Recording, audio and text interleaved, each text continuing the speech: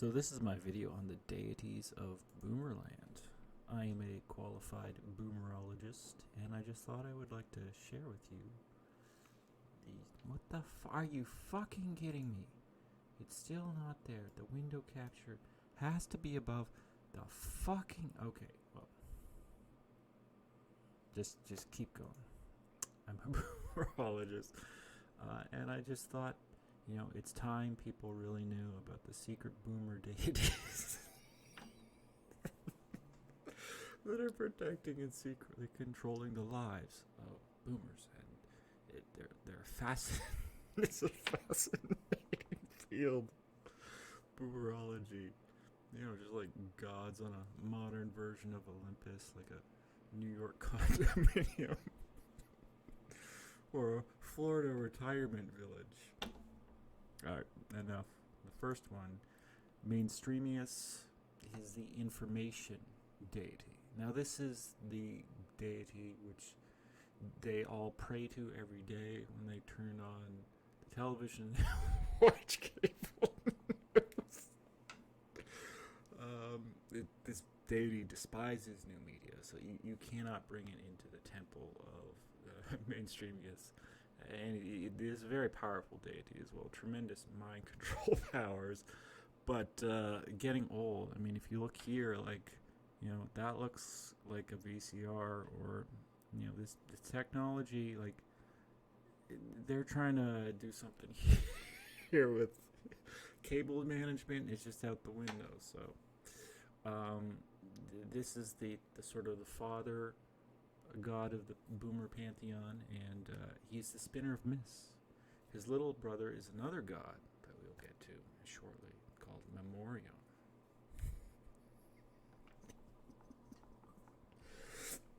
Alright, the next one is Nepotismos. Okay, and he often takes the form of the boss's son, and this is an older version of him here, or he could be the younger one right up here.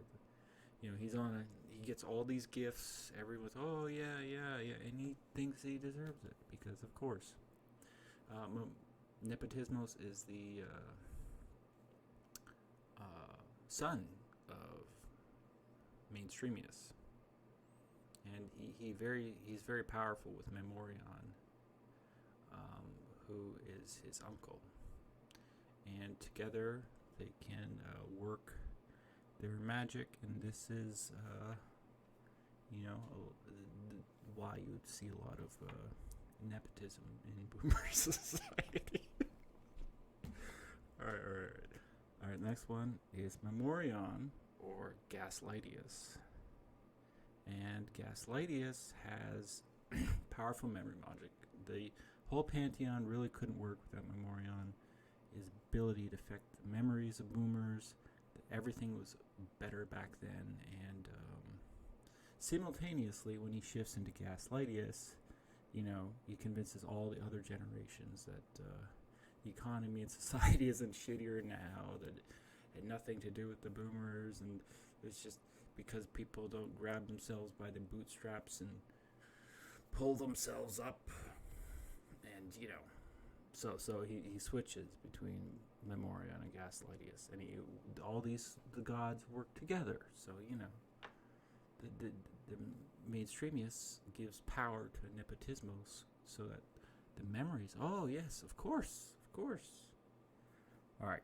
So the next one is Fortius.